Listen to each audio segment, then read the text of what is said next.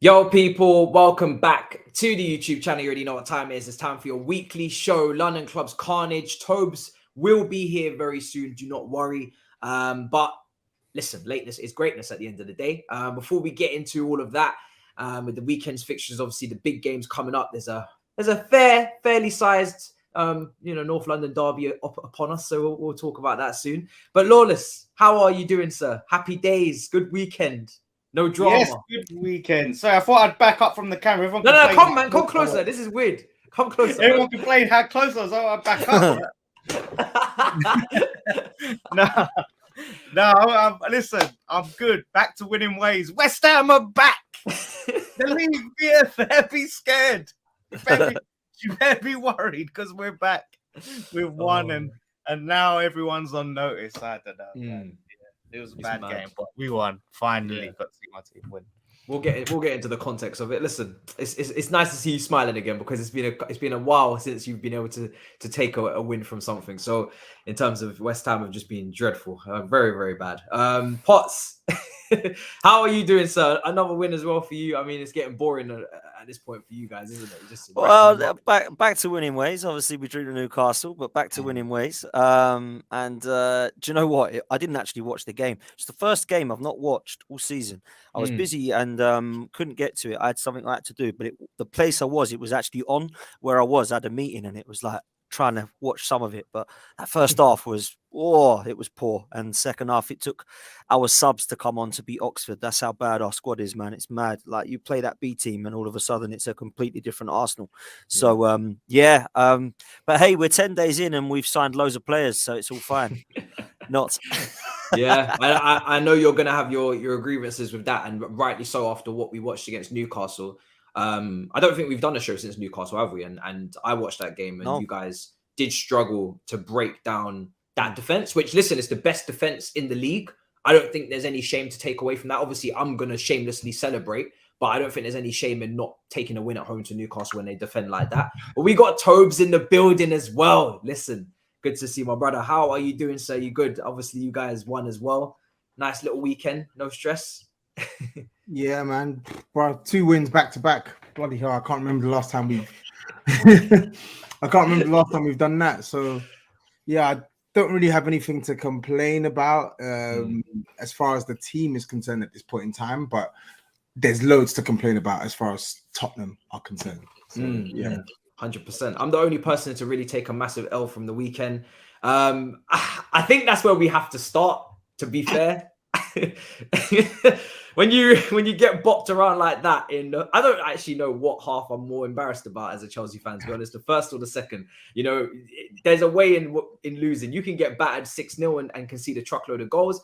First half we conceded 3, or you can just be taking the piss out of like a Sunday league team and they just pass it around in 2 miles per hour and everybody's walking off the ball and it's basically a training session. I don't know what embarrasses me more, but I'm embarrassed. I'm not gonna lie. It's probably the worst performance so far this season. I'm probably doing a disservice to Leeds away, Southampton away, who are bottom and things like that. But right now, that's how I'm feeling. It feels really bad. And yeah, out of both cups already, and Champions League is the only one left in February, and then it's a wrap.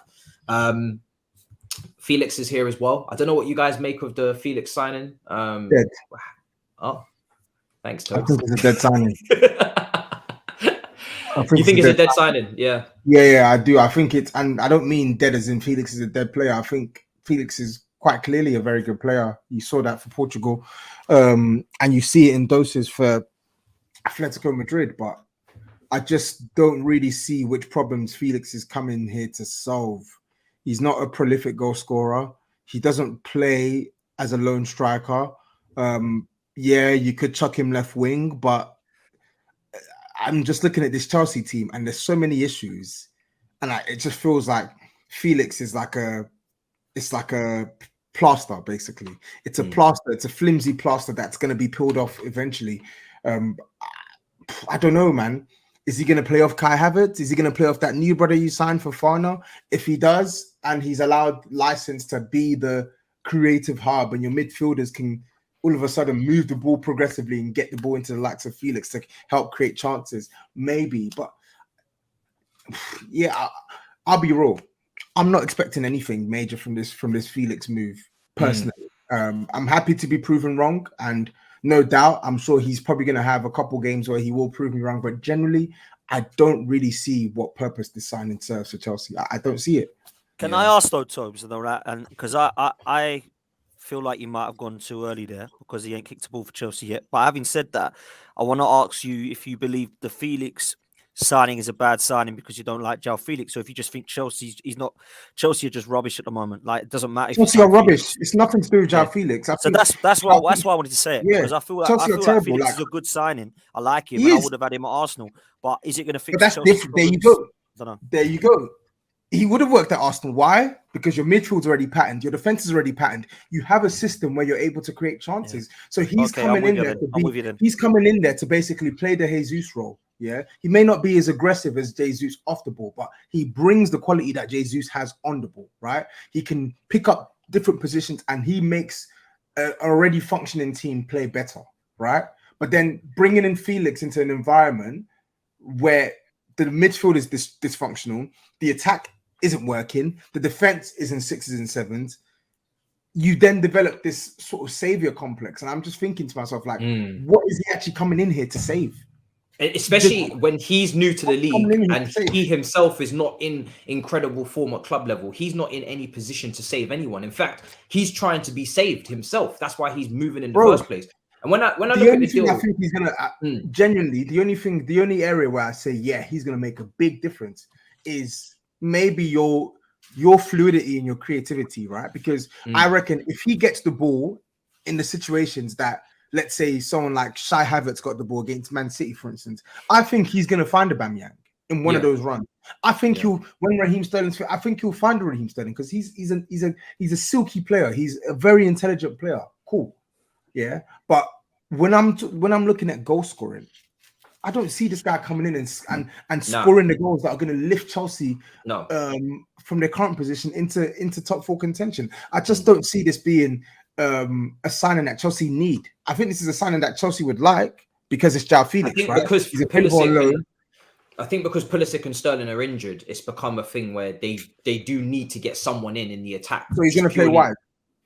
So this is my plan personally for him, right? I said that in my video. It will be yesterday by the time this comes out. I personally would play him in that Griezmann Odegaard role, but only on the left of a midfield three. So I would give him the freedom to roam, because if you play him on the left flank, especially with Cucurella, who's been awful going forward, then he's going to get doubled up on maybe, and he's going to roam anyway. So there's going to be no width. No one's going to hold the width. So if you play someone else out there and just tell them to hold the width and keep the structure, I would play him in a midfield free and give him the most advanced free role. And I'd give Zakaria the sit-in position with Cover. I think when Zakaria's played as next to Cover, it's actually looked like a decent midfield. That's the only partnership I've seen in the last couple of weeks that has any sort of potential, because you're getting your PMP, you're getting your press resistance, you're getting a bit of balance. When Jorginho comes in, it goes left. When Cover's played with Jorginho there the other day, it went left.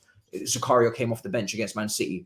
You look at the contrast in the performance against Man City in the first game last week, Stamford Bridge. It was completely different. So I would play Felix centrally, and I would look to him for that creativity, because I wouldn't play him in really advanced areas like a false nine and then wait for the progressive passes through the lines for him to receive, because they're not coming. Because we haven't got players that are doing that. Evidently, you just mentioned Kai Havertz not feeding it into Aubameyang enough times. So I would look at him as the tempo dictator, as the guy that's going to, give us a little bit more creativity, a little bit more panache in midfield, and make sure you give him obviously a solid base to work off. And obviously, because he's been at Atletico Madrid, he's used to doing the ugly side of the game. So I don't think he's going to be a complete liability off the ball, but that's not his strength. That's where I would play him. I wouldn't play him on the flank. I wouldn't play him up front. That's right now in my head, the way Griezmann has played for France, the way Odegaard has played for Arsenal, I would just play him there, but on the left.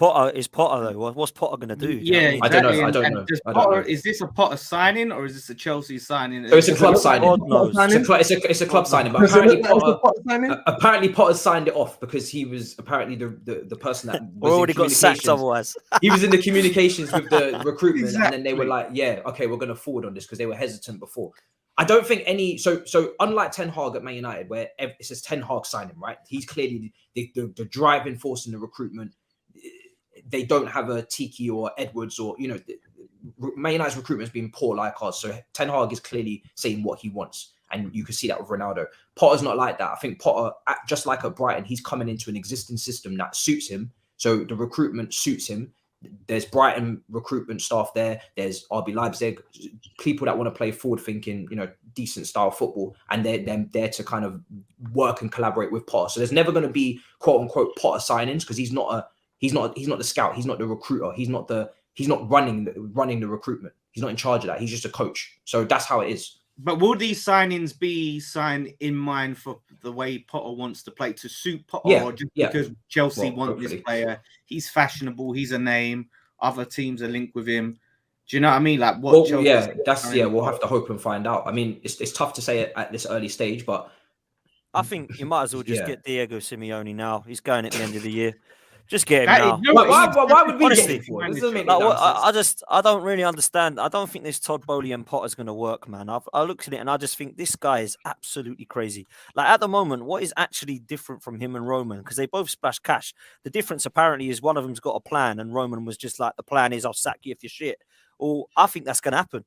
Because I think Potter will just be like, whoa, what's going on here? I don't want any of these players. I'm being thrown all these people at me, and I'm supposed to try and make it work. It's not going to work. He's going to go, and they're going to go, right, let's get a proven winner in Diego Simeone. And then maybe it'll work. I don't think that will happen personally. I do think he is signing off on these players. Let's see. I think Felix is a possession-based player. He's not a player that deserves to be in a system like what Simeone served him up. So I do think Felix and Potter can work together. I think because maybe Felix was this generational talent and he's so like foreign to what Potter's worked with, people will think that they don't go together. But I have to ask you, what is in Felix's game that you think doesn't suit Potter's style of football that you've seen at Brighton and now trying to implement at Chelsea? Are you talking to me or Tobs? Yeah, just you, because you say that you don't feel like it makes sense. Work with him. I don't see why he wouldn't be able to work with him. If he can't work with him, then he shouldn't be at Chelsea. That's a quality player, hopefully, that you can manage, that you can coach. I don't think there's any issue. I think the reason, I mean, I actually got it from what Tobs had said in terms of because he said it was a dead signing. I don't think I actually first off from the off after that said I don't think we can say that yet because I haven't seen him kick a ball in a Chelsea shirt.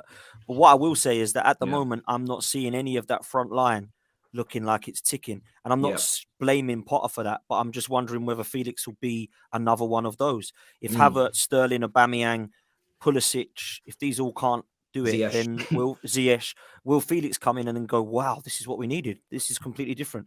I'm not sure. He could do. I really like him, by the way. I think he's an excellent player.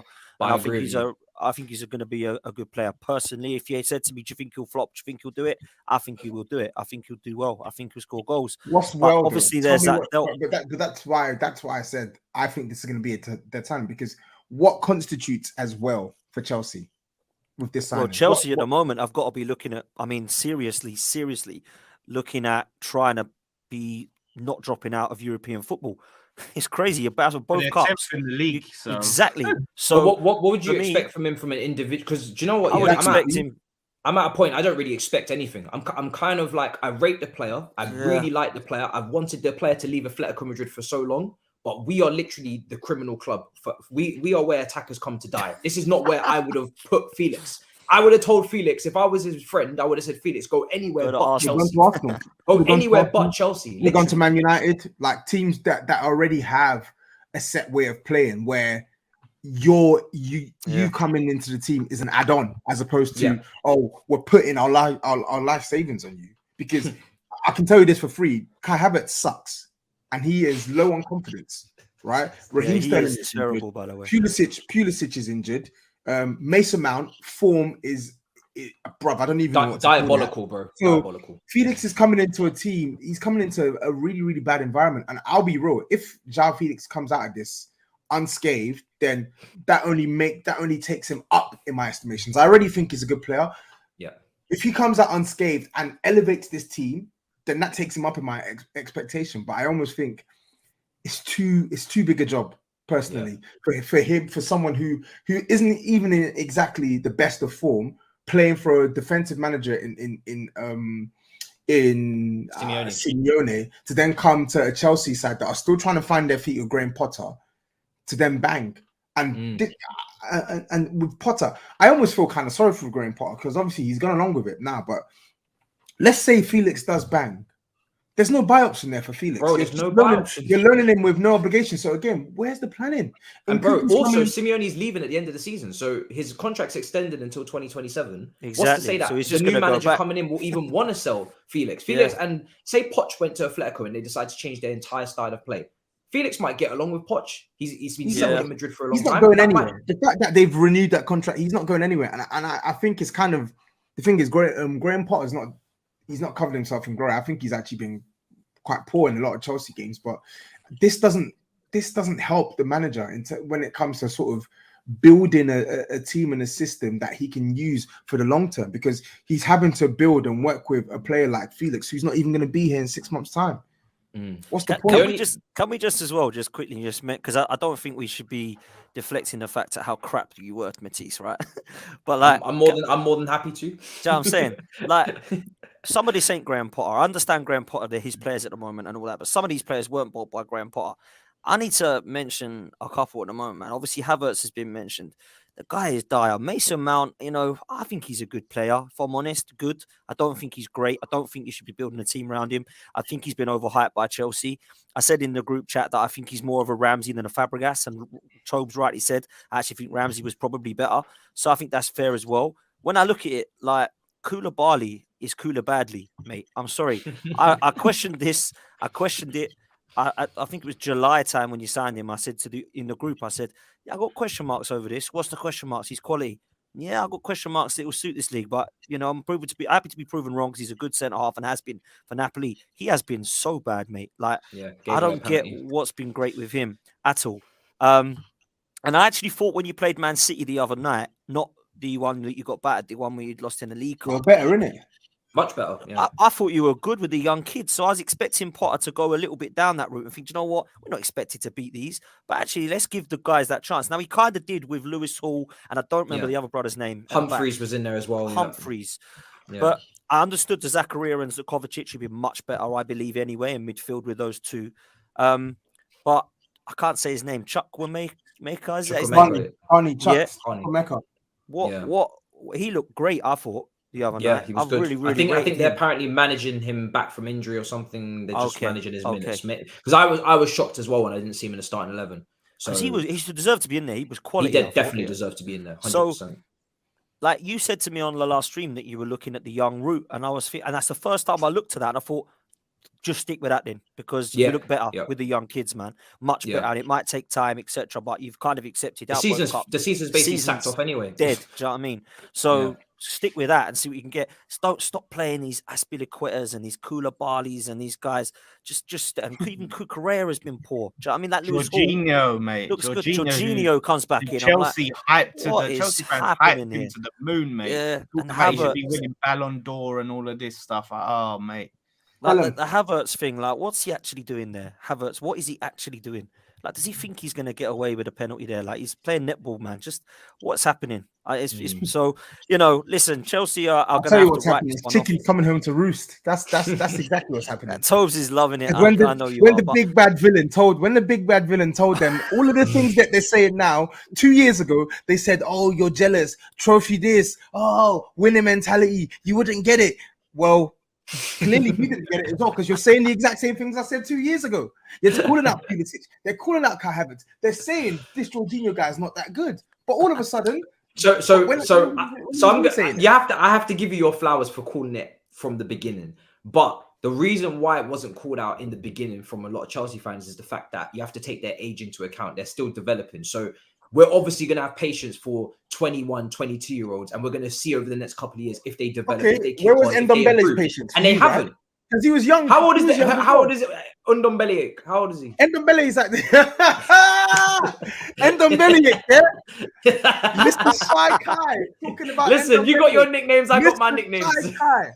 Mr. Ghost, Casper the Ghost. Talking about Ndombele. How old is he? All right, cool.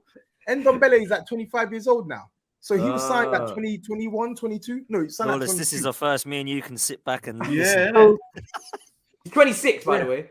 Yeah. He's 20. Sorry, he turned 26 in December, in December, right? So he signed for Spurs in 2019. So he signed for us basically nearly four years ago, right? So I tried with Endom and I got panned.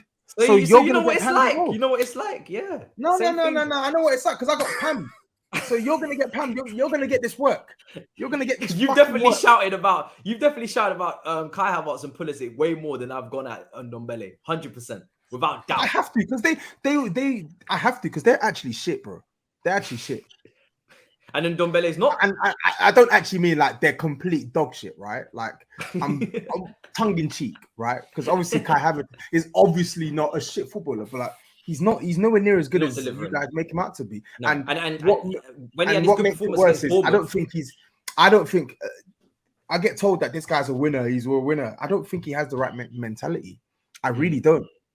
Yeah, I don't think he has the right mentality. And what I mean by need that a massive clear out in the summer, man. Like there's so many players you've got to get rid of. It's crazy. You're gonna take some. Is Aubameyang going to be one of them as well, man? Aubameyang should be leaving. He should be leaving yesterday. He should be leaving this month. What's gone on there, man? I never wanted him. Listen, when it comes to Aubameyang, if we could move him on tomorrow, I would do so. I don't care. I'm in a point right now with Chelsea where people are saying should we sack the manager. Some people are already turning.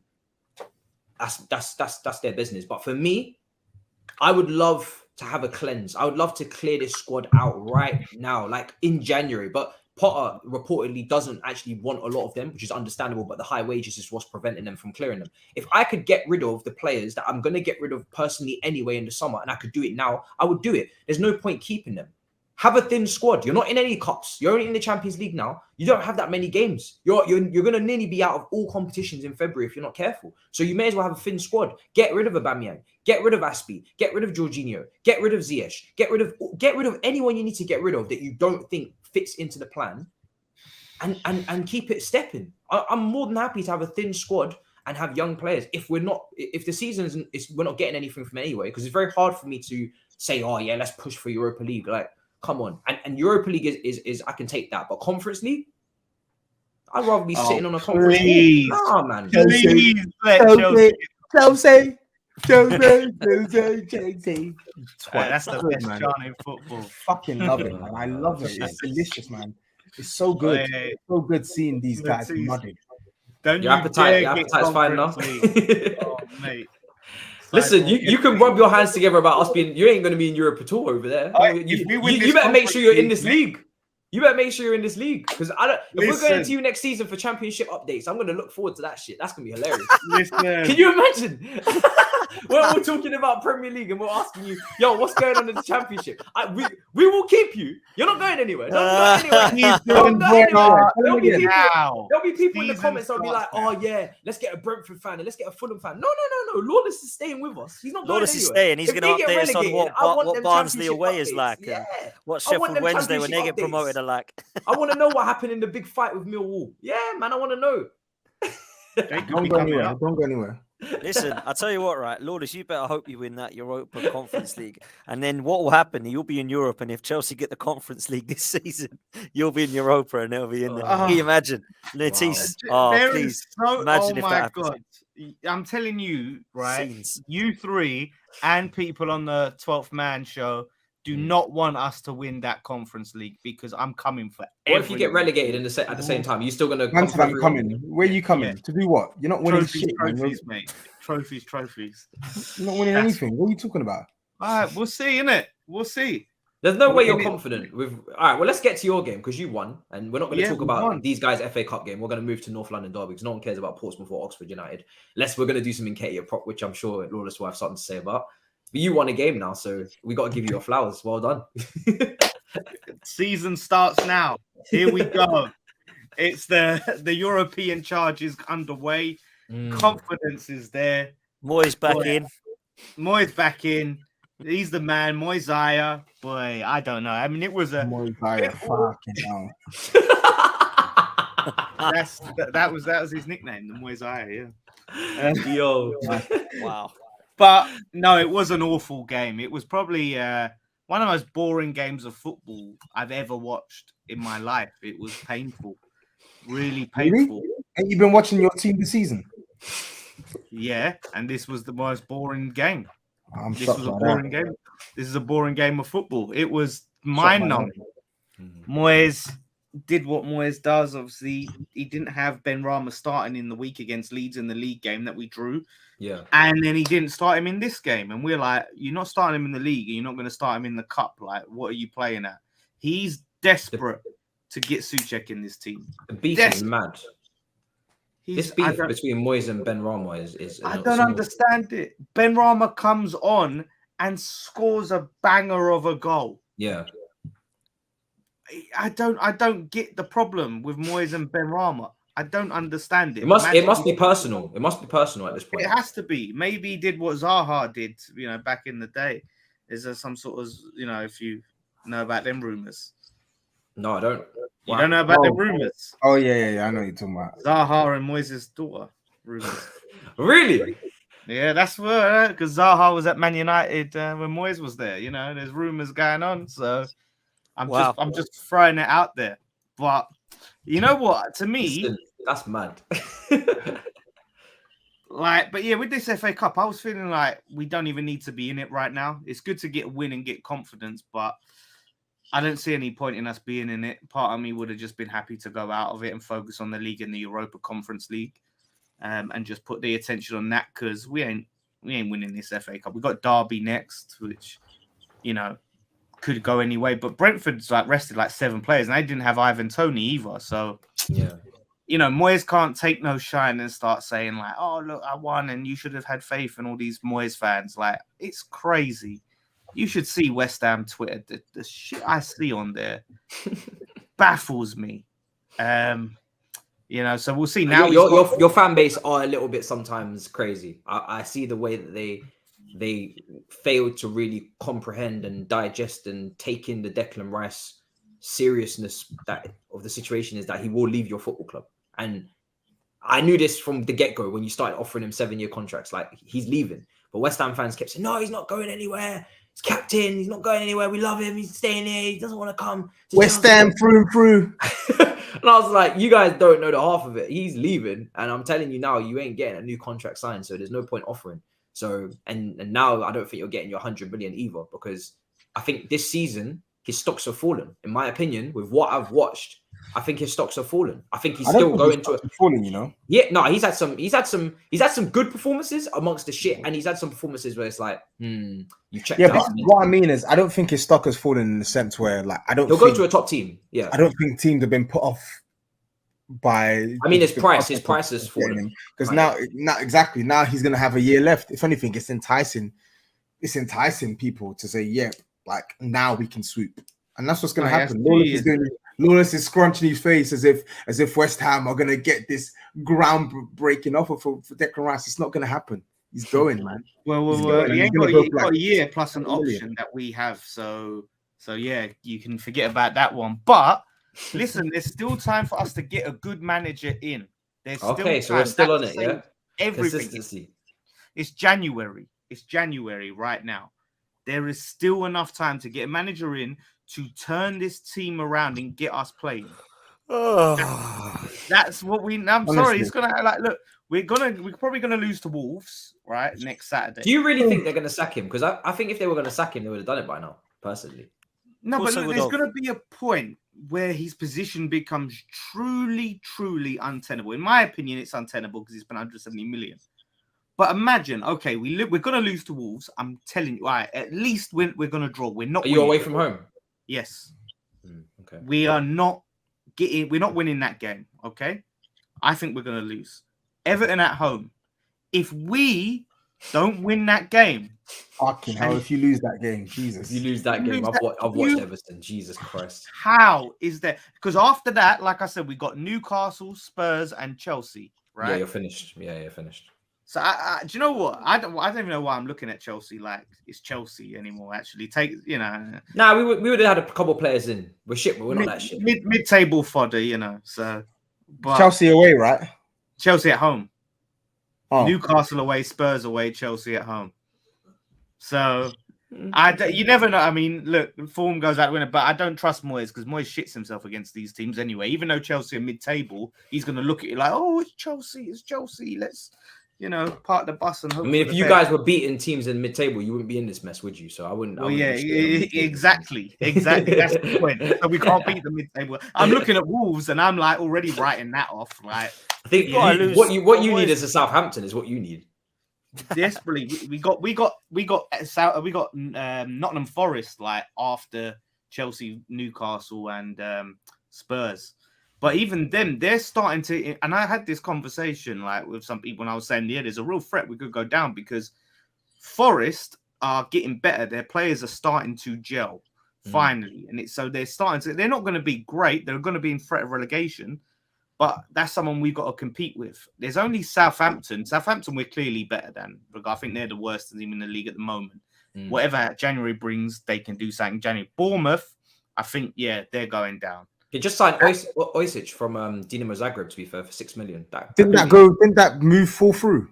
Did it? I thought it did. Oh, shit. So. I just assumed it went through because I saw the maybe go. I don't think he did. I think Southampton signed him, no? I think he signed. Let me I find thought he out. signed. Because he could be a sneaky one. Yeah, was that the guy? Was that the guy who scored? He did sign. Yeah, sorry. I read that. No, he did sign. You're right. I read that. Not a bad player. But listen, like Lawless, you're gonna have to if you think Spurs, Chelsea, and Newcastle, you're not gonna pick up anything. I think you'll have to lose to both Wolves and Everton for Moyes to go. I still think you will, because if you beat Wolves and Everton, let's just say you beat them, right? He's not going to be sacked after losing to Spurs, Chelsea, and Newcastle. Okay, so what if we draw those games? What games? Just Newcastle, Spurs. If we draw against Everton and Wolves, we get. Then I think they'll still keep him. Probably because this is what I tried to say to people. If you get a point, people celebrating points and saying because we got a point against Leeds, we stopped the rot. If you get a point in every single fucking game till now to the end of the season, you get relegated. So what good are points? Like, oh, we didn't lose. We can keep celebrating that. We need wins. We need league wins. I'm thinking, I know what you need, and that's not my point. My point is, I think the West Ham board will look and go, it ain't got us the toxic yet. West Ham and I'm shocked, because they spent so much money. You'd think they'd be pretty trigger happy to sack him, to be honest. I mean, you'd think that, but it don't seem that way, does it? Krasinski probably is, but it just annoys me. We get Skamaka and we don't play to his strengths. We just spam shit crosses in after shit cross after shit cross. It's frustrating. So look, his job has to be under threat, and this is kind of annoys me about the FA Cup because it does gloss over everything. It's a competition we're not going to win. And it's kind of giving him a little bit of a positivity on his case, because unless that actually translates into the league and confidence and us going on a run, which I don't think it will, then what's the point? We've got good players there. We just need a good manager. So I don't know, man. But I'm getting tired of the Ben Rama thing, our fan base. And I said this, people was arguing about who should get player of the season, Rice or Ben Rama. And I was saying Ben Rama, clearly. If Rice don't want to sign a contract, why are we looking to celebrate him? Let him go. So I like that. Yeah, he's done, man. He's done. But this is what I'm saying. Before Spurs away, I want to get that new manager in, and I want the new manager bounce for that game. Well, let's see if it happens. We'll come back to it when Spurs the fixture comes, and I look forward to because talking about listen, if we win that game, going into that. Oh, please, Lawless. If we win that game, mate. It will be carnage. Don't go there, though, Lawless. This is where you let yourself down. Don't go there. Because what will happen is you'll get so overhyped for this game, and it's Spurs, bro. Yeah? Don't do that. Arsenal fans do this sometimes. North London derby, it's Spurs. That Tobs won't mind me saying it. If you're not excited, Tobs, for the North London derby? Listen, it's a North London derby that we can get up for. West Ham, they get so... I don't get it. It's like a real obsession with beating Spurs. Because we like to bring them down a peg or two. Like they get I get that. Their boots, and I want you to beat them, but to humble them. They need humbling. Okay, this the guy here need humbling. Yo, Potts. This is a side they've won once at our ground in 8 years. I can't talk. I can't talk because we've beaten you once in 9 years. Yeah. In the league, you've won what? And we're playing in the league. Why are you telling me about? Oh, at your ground. Okay, cool. We're playing in the league. We're in the league. We've won once in our ground, dude. Yeah. No, because you said you want to humble us, and I'm saying you've won once at our ground in 8 years. Because cup could be, squad rotation. And if we You think- even if we chuck Cup in, Matisse, right? Even if we chuck Cup in, it would only change to what? It would only change to twice in 8 years at home. Yeah. Because the last time they beat us in the Cup, outside of the 2017-2018 season, you're stretching back to Tim Sherwood back in 2013. Lord Jesus. Yeah, And we lost them. I think we lost them 3 times that season. This is what he means by humbling. Yeah, you need. No, I'm just saying you need humbling. Like you need. Yeah. Do Tottenham fans really need humbling? Look at this guy. Look at him. What are they not humble about? Then there's nothing good going Bro, on right now. ask him again. He basically says we need to be humble because I think Spurs are better than West Ham. What's there to be humble about? You think you're one of these like, oh, we're the big six. We're the big six. No, we are the big six. We literally are the big six. Big six is not real. I never not real. You're just saying it's not real because you're not in it. That's I never call Spurs a big club. I never say that we're bigger than Arsenal. All of this. You'll never catch me saying any of this shit. All I say to you when we speak is we're better than West Ham. We're bigger than West Ham because we are. We are. This is a fact. No, and you keep saying, "Oh, you need to be humble." Why? For speaking the truth. For speaking the truth, right now, humble for speaking the truth. If Matisse says Chelsea are bigger than Spurs, what do I say to Matisse? Yeah, but they've got like actual, real trophies. Okay. You're right. They've got trophies, but you have been relegated. You've been relegated. Shut up. You've been relegated, and you've been relegated. Wait. Shut up. Spurs have never been relegated. You've been relegated. Spurs have never been relegated. Spurs You've never been relegated like Have multiple times in my lifetime. In my lifetime, you've been relegated multiple times. If it's in Tobs' lifetime, it counts. It only counts in Tobs' lifetime. That's what counts. This guy, yap. I know they've won trophies. That's why they're bigger than us. But we're not talking about Chelsea. We're talking about you. We're talking about you and Spurs. And you all, and yet again, you're saying they need to be humbled. Stop putting yourself on a level playing field with Spurs because you're not on a level playing field with us. What is the playing field? Like you just play. What do you mean? What is the playing field? You're sat in like 2018th or 19th. You're asking me what is the playing field, and you know what the playing field is. You just said the big six isn't a real thing when evidently it is because we've only finished outside. Spurs have finished outside of the big six once in like the last 11 years. They like are last 11 or 12 years. In the knockout so you've said it's not a real thing when I'm telling you it is a real thing. There are levels to this. You talk crazy. In the last 6 years, we've been outside of the top 4. Twice in the last 6 years. All right, and you guys got into the race. And you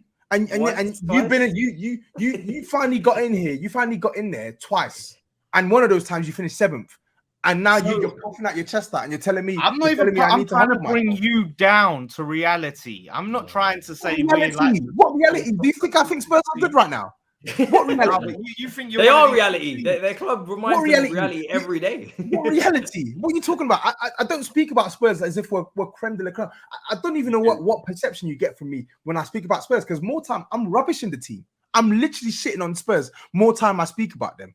Yeah, but the difference is you always talk up West Ham and like we've spoken that fixture. Oh, if we beat Spurs, we need to humble them. I'm like, why? Who cares? You've won there like once in 8 years. What's this humbling about? Who are we to you? Why do you care about us? Why do you care? Because of how arrogant you lot are. And I remember this year, like, and another Tottenham channel, right? They did a vlog coming to our ground. Look at this. Lanzini, Mark Noble. Look at their team. We're gonna smash them.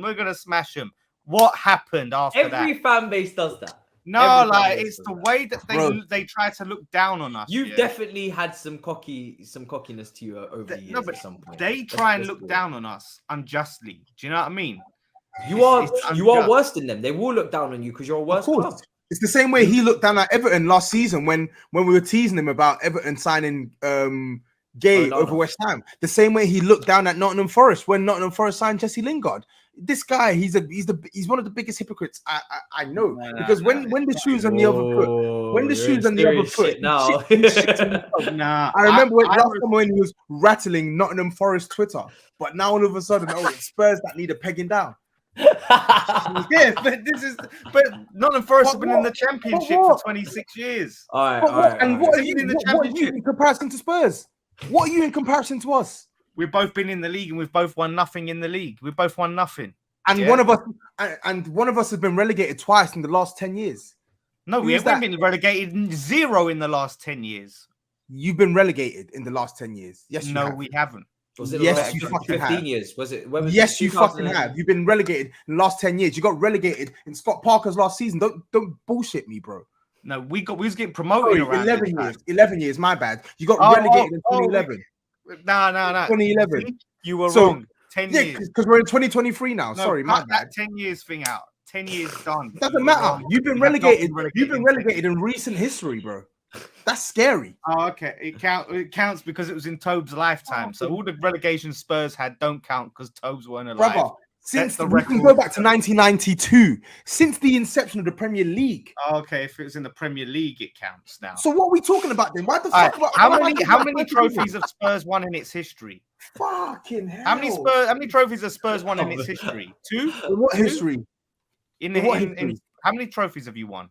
In what history? 0 league titles. Yep. What? 2 league cups? What'd you win in the 90s? 2 League Cups and an FA Cup. What have you won? You've won 3 in your history. Yeah, what have you won? What? Okay, in Tobes' history. No. In my history, what have you won? The playoff, Tim Pot playoff, fucking playoffs. You couldn't even finish top 2. You couldn't even finish top 2. So you couldn't even finish top 2 in the second tier league. So you had to win. You had to win. You had to win. You had to win playoffs, and that's what you're flaunting. Allow it. Let's continue with this stream. Man. This guy just. Let's continue because I don't want me to get through the whole show without speaking about. This is why everyone hates Spurs. The North London derby with Potts. There's a reason the big game coming up. If anyone needs to be humbled here, it's you, bro. But there's a reason why you're the most hated. That's why I love. Tell me why everyone hates Spurs. Explain that to me. Why does everyone hate Tottenham? Why are you the most hated club in the league? I don't care about being the most hated club in the league. I'm talking you about are, you being humbled. I don't care. I didn't say we're not. I don't care, bro. Potts, just talk over him. Just talk over him, Potts. Why do you think that is? It's because of the way your fans act. That's two are unreal, man. Right. You say the way our fans act, but I think Chelsea fans are worse than Spurs fans. Yeah, but the thing is, Chelsea fans, at least they have the trophies to back it up. Do you know what I mean? Like, you don't have anything to back up the arrogance. Of the game? I'm really looking forward to the North London derby, man. What's mad though, actually, like seriously, moving on to North London derby is that in the last, what's it taken 9 years to win at White Hart Lane? Fast, 2014, Rosicky.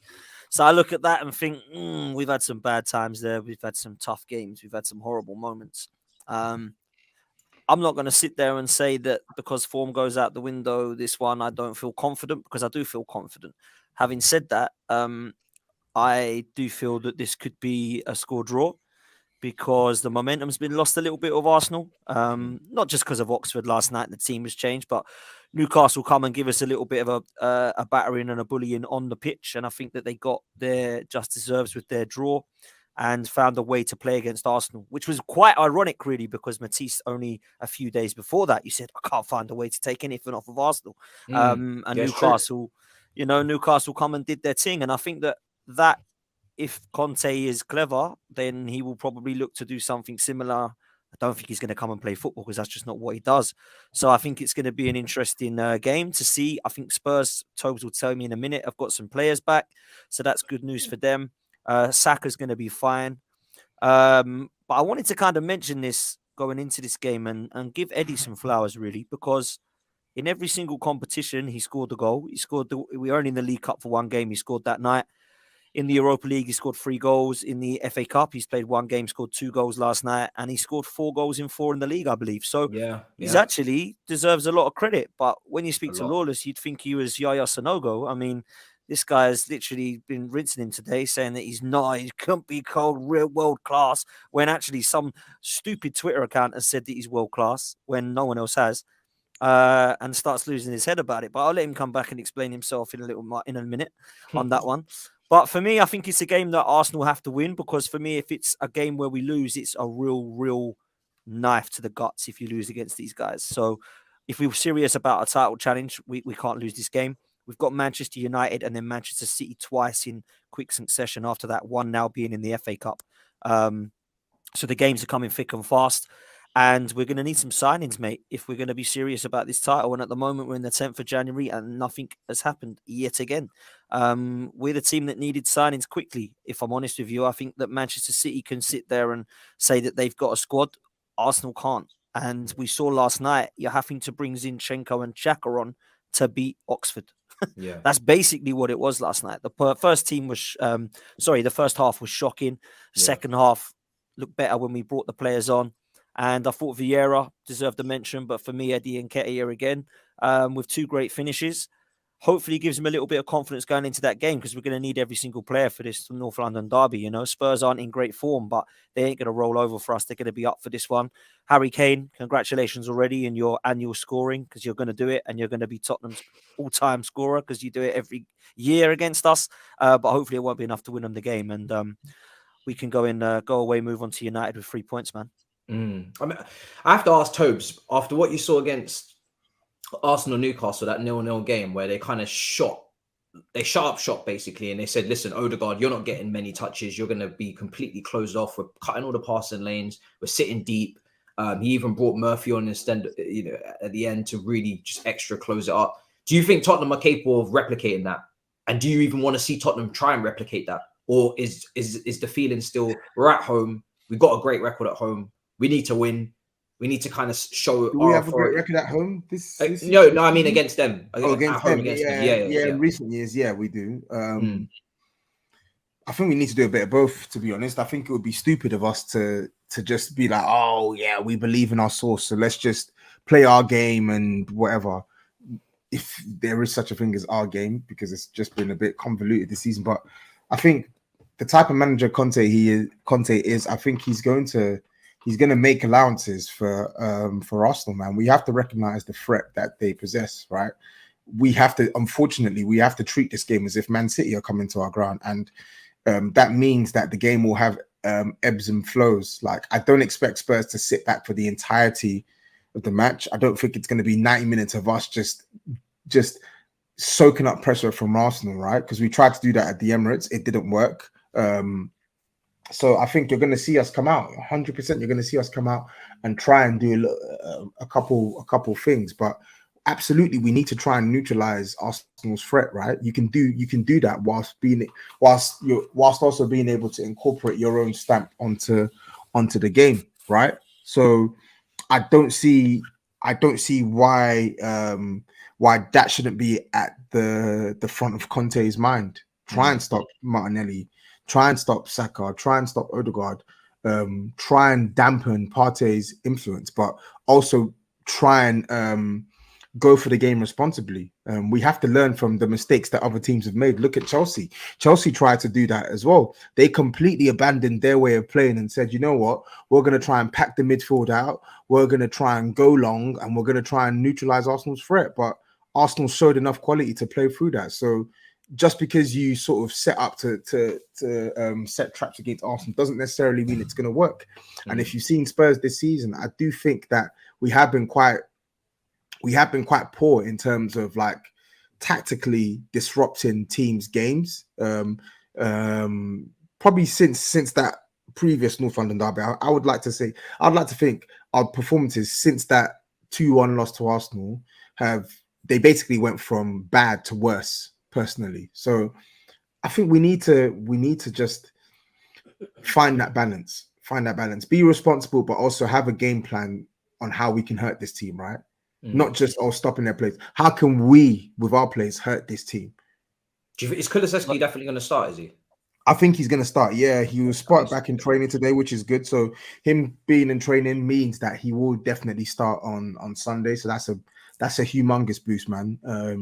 And Bentancur, I don't think he's been spotted in training as of yet, but it's looking like he will play that game. And I think we absolutely need both players to play. If both those guys don't play, we're losing that game. I can tell you that for free. If they're coming in, I'm a lot more. I'm a lot less confident that Tottenham will sharp. If they don't play, we lose that game. I'll tell you that free. Kane will probably score. If they don't play, and even if they do play, it's not even a guarantee that we win that game. It's still touch and go.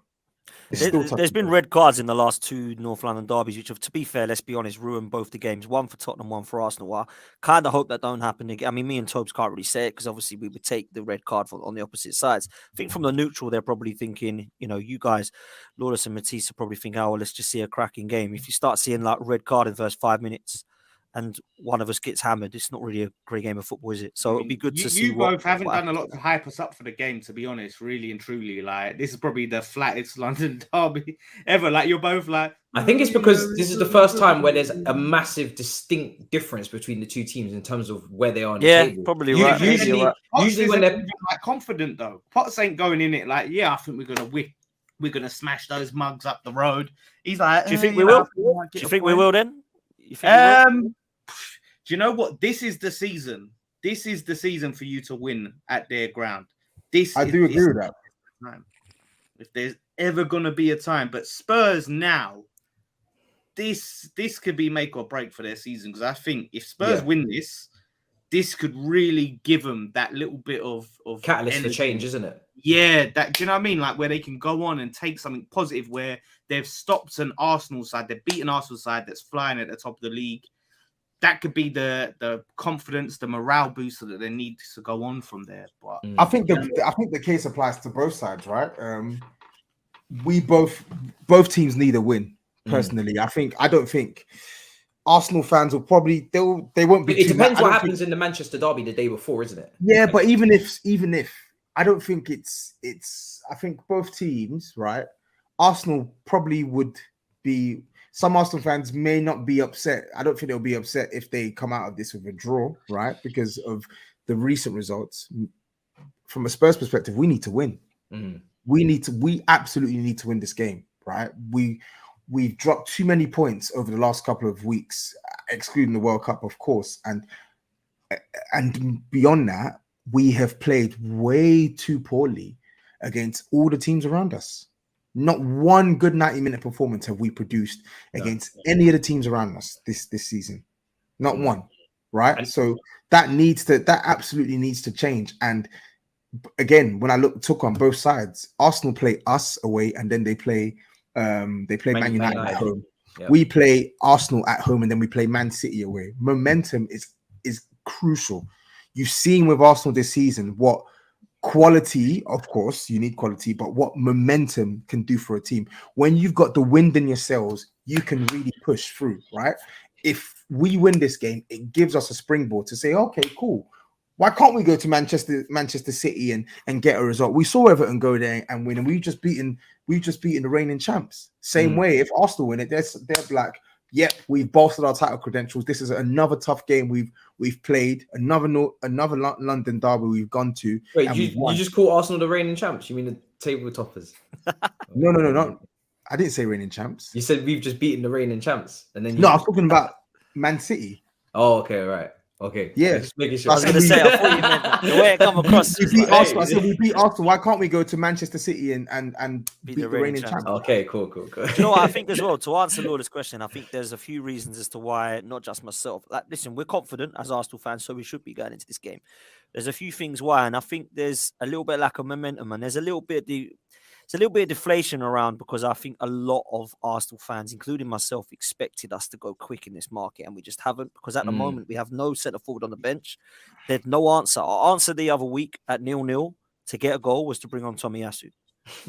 Our answer this time cannot be bring on Tomiyasu. Now, Smith Rowe's back, which is great. He come on last night, and that's good to have him on the bench. Fabio Vieira can come on and be utilised if need be, but there isn't much firepower from the bench as far as Arsenal are concerned. If that front three isn't firing for whatever reason, we haven't really got many options. And we were kind of hoping that maybe a João Felix or a Mudryk or both would be on the bench for Spurs. It doesn't look like that's going to happen. Do you think you're not being just spoiled, though, Potts? You're just being spoiled because, like, really, when you look at it, Kroenke's delivered, yeah? Like, you had a great window in the summer. He's pumped money into your delivered club. what? You're at what's the he top delivered? of the They haven't done anything yet. They need players now. They need players. Delivered money, but what's he delivered? What's he delivered? What can you say? Do you know why? Lawless? I would disagree with this. Is because they owe Arsenal fans. They are in debt. They are in debt to Arsenal fans because of all the shit that they've been doing for God knows how long, in terms of not not actually having a plan or not actually investing enough money into the team. So they're in debt. And also, if you look at the January transfer window, they need players. Like, you saw the bench against Newcastle, didn't you? Yeah, but listen, It's not even right? it's not even mid-table standard. It's like literally there's nobody there. It's Marquinhos. Who else was on that bench? There's nobody there. Marquinhos was the only other option that was an attacker. That was it. Fabio Vieira's the other. But Vieira, Lawless, and that's listen, it. you're saying we've been spoiled. We're spoiled. We're spoiled. I was spoiled growing up. I can agree with you 100%. I was spoiled in the 90s, yeah? But I'm not spoiled now. What am I spoiled for? No, but what you're have I not. actually No, had? not in terms of success. But what I'm talking about, and I commented on an interesting video. Actually, I think it was you, Judges, and is it Sophie? Yeah. Yeah, and talking about really, and she made some really good points about how is Kroenke really that bad or whatever. But I commented on it and saying basically, from my perspective, the worst thing that he did was back Arsene Wenger and give, which I don't think was a bad decision. Arsene Wenger earned that right to have the control and say, I want to do this way. I don't want a director of football, you know. I don't want to splash big. Arsene Wenger was very vocal about being anti-spending 80 million on one player and all of that stuff. That wasn't his philosophy, right? So Kroenke went along with that, right? And he didn't want to sack Wenger. In the end, he sacked Wenger, didn't like. Wenger was sacked in him, but they did it in a way for him to save face, right? Quietly put him out the door.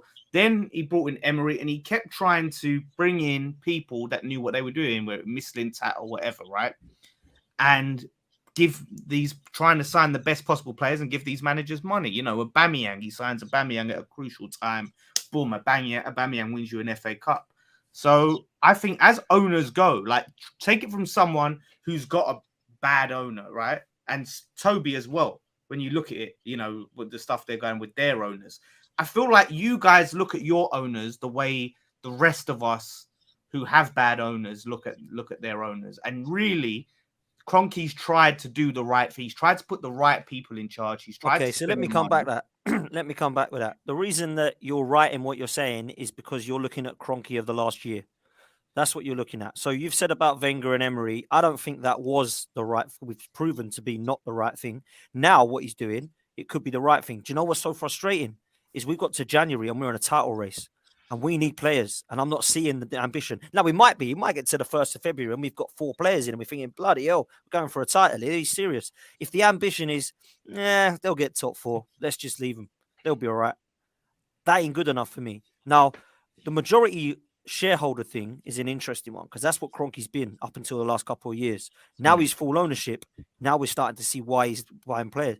If you had a house that ain't yours, you're only going to wash the windows. You ain't going to de-kit it out, are you? You're just going to wash the windows and keep it clean. I swear that's what he's Mashiri to take over as well. I remember when people wanted money. Usmanov. Usmanov. They wanted the money. Mashiri was linked, but didn't Mashiri Usmanov, Mashiri, and then obviously David Dean coming back. That was why people wanted, because David Dean would have been coming back with it. That was the reason. And obviously Usmanov is a multi-billionaire, like Kroenke say, would have spent money. So that's why. But that is not what you want because of Everton. They've messed Everton up, right? So that you're right with that. But I think with Kroenke, we're going to see the ambition of him right now. This January, do you want to win a title, mate, or are you just happy with top 4?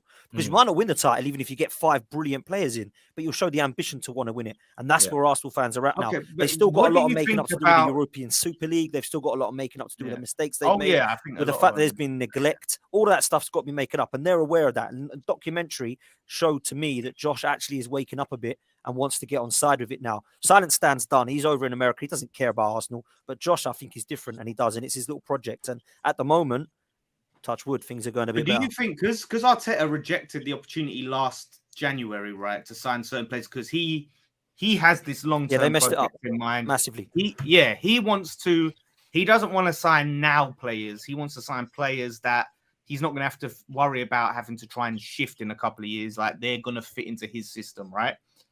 Can you see Arteta breaking that philosophy and that project process, whatever we're calling it now? And going for ready-made players. Yeah, risking it for someone that he thinks, could be a short-term opportunity, but, he's also got to be ready to manage those type of players as well, because he's got rid of a lot of egos. He's got rid of and fair play to him, because I always said, if you can't manage the egos, get rid of them. Same applies to Potter.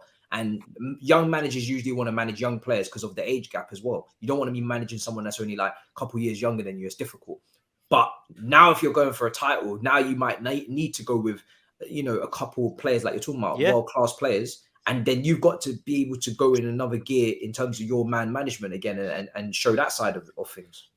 His exact words were something along the lines of, we've got the foundations, now we need to sprinkle it in gold dust. And the idea of sprinkling it in gold dust was Jesus, Zinchenko, and he said it's going to continue from there. Now, Mudryk is the one that apparently we're getting. What's going to happen there, I don't know. He could be a flop. He could be fantastic. He looks ridiculously good, but it's Ukrainian league and he hasn't played a lot of football and he's young, right? So it might not work. But what we need right now is the what's going to happen. Now, I think it's going to happen in the summer. I don't think it'll happen in January. Milinkovic, Savic, Declan Rice the other day. Players like that would be ready to just come straight into that first team now and do it. That could happen in the summer, depending on what season Arsenal have right now. Ain't going to happen in January. So we want the Declan Rices and the Jude Bellinghams with this world. We're going to have to win a title. Do you know what I mean? We're not going to be able to say, in a few years' time, we might be able to win a league. It's got to be now. So they're the now signings. Do you know what I'm saying? So I think it'll be interesting to see what happens. And, that is why a lot of the fans are keeping their feet their feet on the necks of the Cronkies, because for me, I think it's fair. Yeah, this is the thing. Arteta has a saying, because Cronky's all, like I said, last January the money was there, and Arteta said no, and that cost you top four. When you look at it, whether rightly or wrongly. I mean, obviously, look. I agree with you. So I think it's easy, and look, and this is coming from a West Ham fan where we've been very anti our owners. It's easy a lot of the time to go the owners, and I haven't been on Sullivan's neck this season, despite how bad things are, because he backed the manager. And if he don't spend in January now, I can't blame him. Because you did what you had to do in the summer, and we should be better. So I think it's easy to vilify the owners a lot of the time, and not look at the manager. I think you can look at both. Yeah, but in our situation, though, can you right now say at the moment, we don't know what happens behind the scenes, so it's hard, isn't it? To really, it could be Edu, it could be anyone, but I think the overall message from Arsenal fans is go and get some business done, because when you look at that 100%. Bench, there is nothing to change it against Newcastle. As soon as you kind of come to terms with the fact that Newcastle are defensively secure here and they're pretty solid and they know what they're doing and they're not going to be bold and they're not going to be throwing people forward, Arsenal didn't have anything to respond with. But like I said, that's only one team that have taken points and it's the best defense in the league. But for this game, I do think they definitely can point fingers at their ownership if they don't bring in the caliber of players they need this season, because last year it let them down. Ultimately, they broke down towards the end. Why? Because they didn't bolster their squad in January. Again, that was Arteta, though. Arteta couldn't find the players that he wanted. And no, I don't think that's true. Arteta was ready to let the players go, but they couldn't bring in the players. They couldn't bring in players that they needed for Arteta. Now he's identified a player that I think they identified apparently in the summer, right? He's saying, bring me this player. I need this player. This player potentially could be the difference between us being title challengers or winning the title. You've now been given another opportunity to bolster this team where they are in a position to do something even better than they did last year. I think now it is downright negligence if they do not bolster this squad. Facts. Absolute facts. Okay, so we're talking about Mudryk, yeah. I've seen they're being asked for the likes of like 89 million, whatever, right? Would you just say to Arsenal, overpay for this player, that player, just whatever the asking price is? No, I wouldn't. I would say there should be other options. But if the manager has said, this is my only option, this is who I want, please focus your efforts on this player, and you're pulling in the way of the manager, which it seems like they're doing, then you bring the man in. And the full backing is full backing. Of course, the money is absurd. This is the same fan group of people, yeah. And I see all of you lot, and say to me, "Oh, how much is Rice worth?" And you go, "Oh, well, if my club paid 120 million for Rice, I'd be fuming. If we paid this, do Do you know what I mean? Like, so No, but at the same time, I didn't. No one said that we'd be at the fuming. same We time, said that you might not get the fee. You might not get 100. no, but it's like you might say he's not worth this. He's not worth that. Oh, yeah, he isn't. And Mudryk isn't worth 88 million. Nobody's going to come here and tell you he is worth 88 million. But if Arteta wants him, and that's the player he's identified, and the club are willing to pull in the way of the manager, then you go and get that player. And I think the key is here is that Arteta has earned the right to say, listen, now I want to buy this player. If with all the recruitment they've done outside of the Willian one early on, they learned from that mistake. Their recruitment has been spot on, really. So now it's 88 million. If 88 million pounds wins the league, then of course I would. But do you think though? I wouldn't be sitting there going, he's only 70. That 18 million, what a waste that was. We won a league title, mate. Who cares? Is that the only player you need? Is that the only position? No, you it's need? not. No, you need a DM as well. So are you expecting in January to spend upwards of 150 million pounds in January transfer window after I don't think they are going to spend. I don't think we will, man. I don't think because but I'm saying if you spend 88 on Mudryk, and you need multiple other positions. Nah, we will get one more, man. After they need a DM. They need the DM doesn't have to be. It might not even. Yeah. The DM doesn't have to be 60, 70 million. The party starts. Yeah. I don't know why. He's available at Barcelona if they're if they want to bring him in. I don't know. Like there's options out there. Yeah, 100%. 100%. It'd be interesting, man. Matisse, I really got to go, man. Yeah, 100%. We're gonna wrap up. But yeah, I'm looking forward to seeing what Tottenham do in terms of the first half in this game, because if they come out how they came out against Palace and all these other matches where they start pretty slow and give up chances, then Arsenal are the worst teams to start. We didn't start slow against Palace, to be honest. We just dipped in this. We just got blammed in the second half of that second part of that first half. I thought we started quite well against Palace, and then we just went to shit. I think they should have had a few goals for me in that first half. If they had a proper striker, things could have maybe been a bit different. But we're gonna wrap up. Potts, I let you go first, bro. Pleasure as always. Let them know where to find you, bro. Great show. Yeah, man. Thanks a lot, bro. At Football's 12th Man podcast, I've got a show with Lee Gunner now, so talking about all things Arsenal, all things transfer window, and then obviously these guys be on from the rest of the week doing content all the way, and it's at Dan Arsenal 87 on socials, bro. I'm gonna dip out if I can because I'm late, 100%, but 100%. Absolute pleasure, man, and I'll speak to you pretty soon. Take it easy. Pleasure. Cheers, Matisse. Nice one. Pleasure, bro.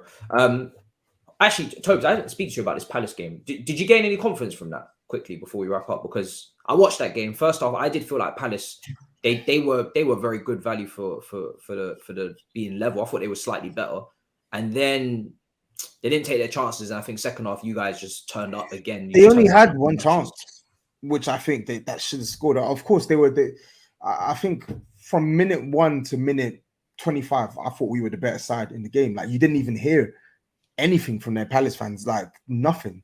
And then I think I would say from minute 25 till half time, yeah, we were hanging on for sure. But did I take any confidence from that game? Not really. I thought we were quite good in the second half. I'll be real, we were quite good in the second half. But I also thought Palace were really poor. They were really poor. I mean, look at the goal, the Son goal, for instance. That was ridiculous. But I think the first goal was well worked. The second goal was well worked. I can't remember the third goal. Third goal was Doherty on his left peg. Yeah. I felt the keeper should have saved that, but hey ho. That's where it works from the left hand side, isn't it? All the way across. I don't Mark really for one of the goals. Yeah, the fourth. Yeah, so I don't really take much confidence from it, but yes, it was nice to get a result, get stop the rot, and actually stop this whole habit of. And I don't even know if we stopped it, but it was just nice to at least not go behind and have to chase a game. Yeah, let the opposition come and chase us, which wouldn't you know it? It works in our favor when the opposition's chasing the game. It works in our favor. So does it give me any confidence heading into the Arsenal game? Not really, because of the opposition we're playing and the form that Arsenal has shown. But at the very least, it tells me like the likes of Harry Kane, he's still got his goal scoring form, and there's maybe some fight left in this team in a game in this magnitude. So let's see. How important is this Arsenal game to you, Spurs' top 4 hopes? Really, it's massive, bro. It's massive. I think it doesn't losing to Arsenal won't mean that we're not going to make top 4, in my opinion. But losing to Arsenal and losing to Man City and playing poorly against both these sides is a big indicator of what we've seen this season, which is when we've gone up against these big sides, we've not shown the capacity to compete, right? The only saving grace for us is Liverpool are just as inconsistent as us, if not worse, and Chelsea just as inconsistent. The worry is Newcastle and Man United. Like, you don't want to get to a point where the gap is insurmountable. But yeah, generally, as deluded as you may think it is, I don't think losing to Arsenal means top four is done. I really No, don't. it's not. It's not. I think top four always goes right to the end. It always goes to the end, man. Everybody. Yeah, I mean, I don't think you're going to get it, but I would look at it. I would look at Spurs differently. Like, if you win this, if you game, won it, yeah, definitely. Same. Yeah, you're right. Yeah, you're right. Right now, I'm looking at Spurs, and they look a little bit like flaky. What's the word? Flaky. Yeah, they definitely look flaky. They don't look serious. By the way, Potts set up this whole Nketiah thing through this little thing out. Yeah, and left for you to clean up. Never addressed it again. Do you feel like he's got too much hype on that Oxford game, or just in general? I think he's got his goals, but the Oxford game in particular, I wasn't gonna mention anything from that. I mean, it's Oxford. Yeah, I think he is. I mean, yeah, he scored in the league, and he scored in the Carabao, and he scored whatever his Pot said about every competition. But I just think he would be a good. I think like Everton it'd be an amazing signing for them that could push them up the table. I don't think he's that level as a top four striker. He's putting the ball in the back of the net at the moment, though, isn't he? Yeah, that's all he needs to do, really, because it's something that Jesus wasn't doing. But let's see. Yeah, I agree with you. Let's see in a game like of this magnitude, Tottenham away. If Nketiah scores, then I think you need to. We got to lighten up on Nketiah a little bit and give him some flowers. Because if he scores against Tottenham and say it's a decisive goal, that's a massive goal in a title race. That's now Nketiah showing that he can actually be a difference maker and he can actually step up in matches of high magnitude. I think at the moment, he's scoring in games where Arsenal are the better team, and you're just finishing off the move, and he's scoring some really good strikers' goals. Like, the quality of goal he's scoring is very good. But if he does it against Tottenham, much like we'd look at Tottenham differently if they won, I'll look at Nketiah differently completely if he does, say, score the winner or make a big impact in this game. So the opener. We'll have to see what happens. But then I just want to say, if he scores in that game, it's got to be a point. Then you start to look and go, does he keep Jesus out of the team? If he really and truly he's this guy and he's banging goals, competition is good. I think Jesus is still better for me, but I think if Nketiah is scoring, why take him out? Don't you don't need to rush Jesus back as well. You can make his recovery a lot better by just easing him in slowly and giving him 10 minutes here, 15, 20 there. You don't have to rush him because when he was injured, it was like the sky was falling, and I still believe they need another forward, but if Nketiah is scoring, that's only going to help Jesus, in my opinion, because he was having to play every single match. Because he weren't really giving Nketiah much of a look in when Jesus was injured, despite giving him this new deal and all these issues. I remember Jesus can play out wide. If Saka's picked up a knock because he had a knock there, he came off. Jesus can play on the wide right. He showed at Man City he can play over there. So they have options to play both of them in the same team if they Europa League coming up. Yeah, exactly. So we'll have to see. Lawless, let them know where to find you, bro. Brilliant show as always. Great episode. As always, at the Lawless on Twitter. Come find me there. I do have Instagram, but I'm not as active on there as I am Twitter. And West Ham Fan TV. We've got all content this week and a big watch along on Saturday. Come and join us. I think we'll go live from about 2:30. Come and jump in and have a good time. There you go. Tobs, let them know where to find you, bro. Pleasure as always. Big week for you. Lots of previews. Yeah, man. It's already tiring, man. Very, very tiring. But tap in Tobs on all socials. Look out for some content on my channel dropping this week with my brother. Can't wait. And yeah, man, just look out for me on all the other channels over the course of this week. But yeah, just big up yourselves, isn't it? Yeah, there you go. Guys, make sure you go and subscribe. The Tottenham show is back as well. I've seen that was up with Fuad. Yeah. So go and check that out as well. Great combo. We know that the brother previews are going to slap as well, so we're looking forward to that. And make sure you go check out obviously West Ham TV. Listen, I like Lawless's watch alongs, man. He's got like all the lads together. Win, lose or draw. It's a good time, but it's usually a lose. It's usually a loss. So they're getting used to it. They're just making sure they party regardless. So yeah, make sure you check it out, man, and subscribe to the boys. For me, smash up the likes, leave your comments down below as always. I'll see you guys in a bit. Peace. So